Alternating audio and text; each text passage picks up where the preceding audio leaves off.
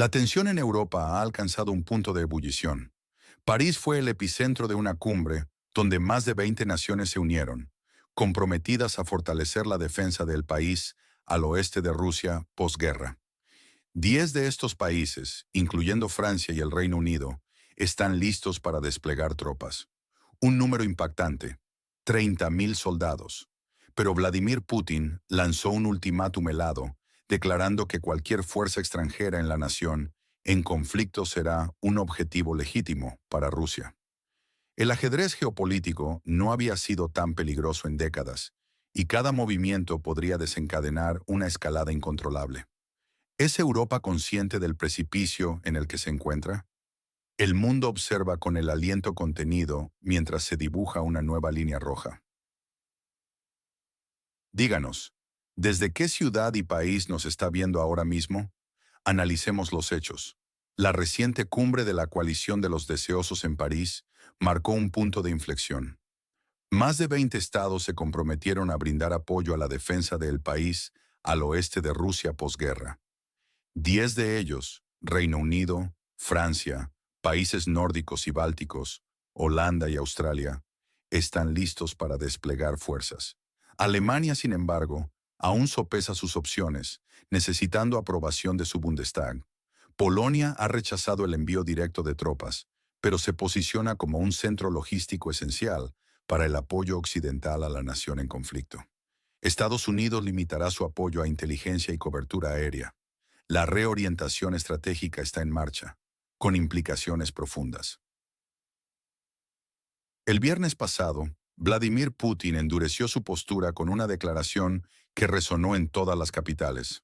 Afirmó que cualquier tropa extranjera que pise el territorio del país al oeste de Rusia será objetivo legítimo para las fuerzas rusas. Putin vinculó la seguridad regional a acuerdos bilaterales, pero añadió que nadie ha hablado seriamente con él al respecto y que no ve sentido en las conversaciones con Kiev. Propuso Moscú como lugar para un encuentro con Zelensky, una oferta recibida con escepticismo, dada la falta de compromiso previo de Rusia con una paz real. El Pentágono anunció recortes masivos en la ayuda militar a Europa. Retirará financiación para programas de entrenamiento y equipamiento de ejércitos europeos en fronteras rusas.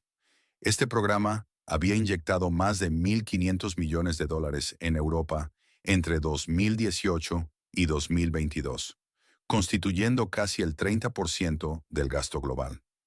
Los fondos actuales están garantizados solo hasta septiembre de 2026. Cientos de millones de dólares serán recortados para países fronterizos con Rusia, dejando a muchos aliados en una posición vulnerable. Volodymyr Zelensky, en una entrevista a Le Point, emitió una grave advertencia a Occidente.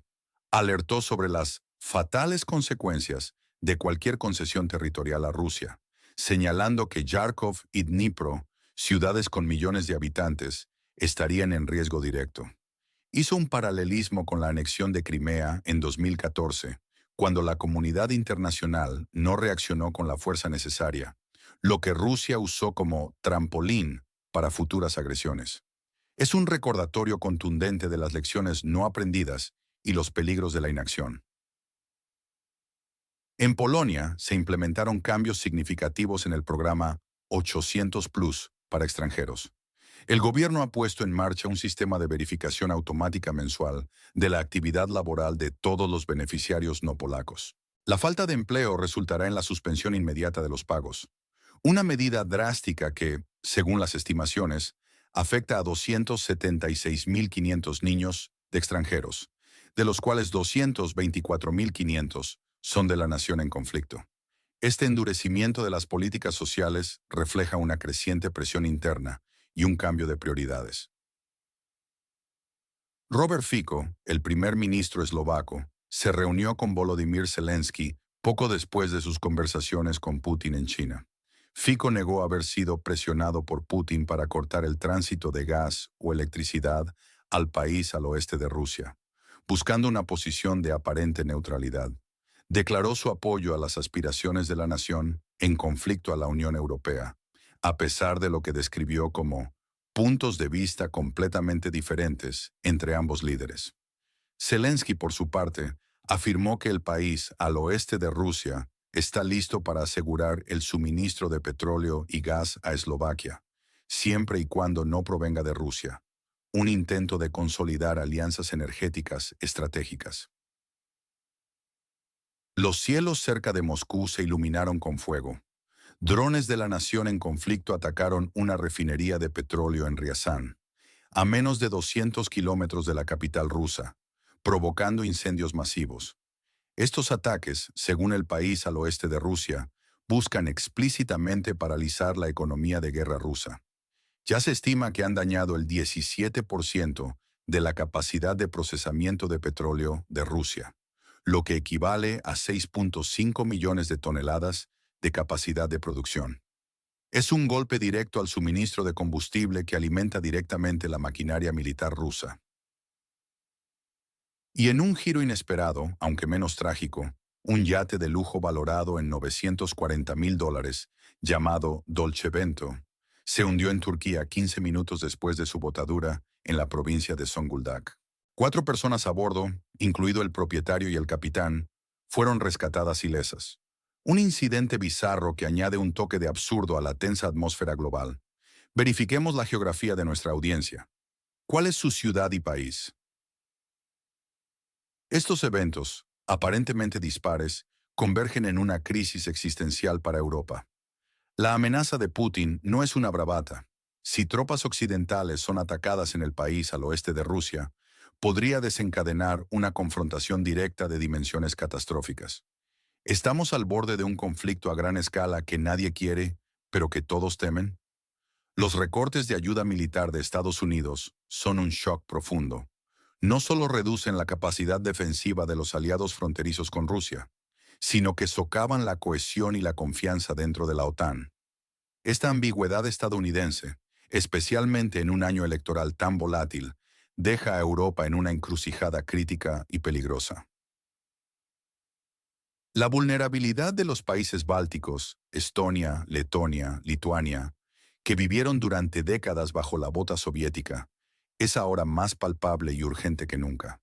¿Serán los próximos en sentir la presión de una Rusia envalentonada y una alianza atlántica dividida? La advertencia de Zelensky sobre las fatales consecuencias de cualquier concesión territorial es un grito desgarrador de alarma. 2 millones de personas en Kharkov y Dnipro viven cada día bajo la sombra inminente de esta amenaza, y la pérdida de sus hogares y tumbas se presenta como una herida irreversible para la identidad y el alma de la nación en conflicto. Esto no es solo una disputa por la tierra, es una lucha desesperada por la existencia misma de un pueblo, por su historia y por su futuro. Si Putin percibe la más mínima señal de debilidad, ¿se detendrá alguna vez su insaciable hambre imperialista? Los ataques audaces con drones a refinerías rusas demuestran la capacidad estratégica de la nación en conflicto para golpear donde más duele, en el corazón económico de su adversario. La escasez de gasolina y el aumento galopante de los precios ya se perciben con inquietud en Rusia, un factor que podría desestabilizar la ya frágil situación social interna, generando un descontento potencialmente explosivo. ¿Podrá la economía rusa resistir una guerra de desgaste tan prolongada, con golpes constantes y debilitantes a su infraestructura energética vital? En Polonia, los cambios implementados en el programa 800 Plus tienen profundas implicaciones sociales y humanitarias. La política de fin a los beneficios sin trabajar, tal como la expresó sin tapujos Maciej Duszczyk, busca asegurar una gestión más estricta y equitativa de los fondos públicos. Pero, ¿a qué costo humano y social se implementan estas medidas? Para las familias de la nación en conflicto, que ya han huido de los horrores de la guerra, la necesidad de una verificación laboral inmediata puede ser una carga insostenible, sumiéndolos en una nueva capa de incertidumbre, precariedad y potencial pobreza. Esta medida podría generar un descontento significativo, tanto entre los ciudadanos polacos, que demandan orden, como entre los extranjeros, que podrían sentirse estigmatizados y discriminados. La búsqueda de orden amenaza con fracturar la cohesión social en un momento tan delicado y crítico. ¿Qué una medida o sanción realmente cambia la situación en la región del Mar Negro? Sea específico. Las declaraciones públicas rara vez cuentan la historia completa. La verdad desnuda. Detrás de titulares rimbombantes, se tejen narrativas complejas, estrategias ocultas y motivaciones que a menudo permanecen veladas. La coalición de los deseosos, aunque presentada como un frente unido, reveló una división crucial. Solo 10 de los 21 países comprometidos están realmente listos para enviar tropas a el país al oeste de Rusia. ¿Es la postura enérgica de Francia y el Reino Unido una audaz declaración de fuerza o una maniobra para presionar a otros aliados a actuar, compartiendo una carga que prefieren evitar? La reticencia de Alemania, que requiere aprobación de su Bundestag, podría verse como cautela necesaria o como señal de divisiones internas que paralizan a Europa en su momento de mayor necesidad. Los recortes de ayuda militar de Estados Unidos a Europa presentan un dilema geopolítico. La versión oficial de la administración Trump, según asesores del Senado estadounidense, es una reorientación estratégica hacia China y el Indo-Pacífico, para reducir el gasto en aliados europeos percibidos como aprovechados. Pero hay una versión sombría. ¿Es intento deliberado de debilitar la defensa europea para forzar a los aliados a asumir más carga financiera? ¿O carta de negociación futura con Rusia, dejando la OTAN vulnerable y Europa desamparada? Países bálticos, con la iniciativa de seguridad báltica sin financiación, se sienten abandonados a su suerte. La Europa de la OTAN, abandonada por su principal protector. La oferta de paz de Putin de negociar en Moscú es para muchos una farsa. Su afirmación de que nadie ha hablado seriamente con él sobre seguridad, mientras no ve sentido en hablar con Kiev, se interpreta unánimemente como táctica dilatoria y burla a esfuerzos diplomáticos. Su motivo, demanda de capitulación incondicional disfrazada de diálogo. ¿Es la paz de Putin una trampa mortal para la nación en conflicto y quizás para toda Europa? La versión rusa sobre ataques a sus refinerías, atribuyendo incendios a restos caídos, busca desesperadamente minimizar el impacto. Pero el cielo en Riazán, iluminado por llamas, cuenta otra historia, una verdad que quema. Mientras Putin miente, el país al oeste de Rusia golpea implacablemente el corazón de su economía de guerra. El primer ministro eslovaco, Robert Fico, emerge como personaje central y enigmático. Sus reuniones, con Putin y luego con Zelensky, sus negaciones de presiones rusas para cortar suministro de gas a la nación en conflicto, y sus puntos de vista diferentes, con Kiev, plantean serias preguntas. ¿Es Fico un pragmático astuto que juega a dos bandas para maximizar beneficios económicos y políticos de Eslovaquia? ¿O esconde un motivo más profundo, actuando como posible caballo de Troya de Putin dentro de la Unión Europea, socavando su unidad desde dentro? Sus acciones son analizadas con lupa por todas las capitales europeas. En esta situación compleja, ¿a quién confía más en cuanto a información sobre el conflicto? La sombra del pasado se alarga. La advertencia de Zelensky contra las concesiones territoriales resuena con la anexión de Crimea en 2014. Aquella inacción occidental envalentonó a Putin, sentando las bases para la agresión actual contra el país al oeste de Rusia. ¿Repetiremos los errores de la historia?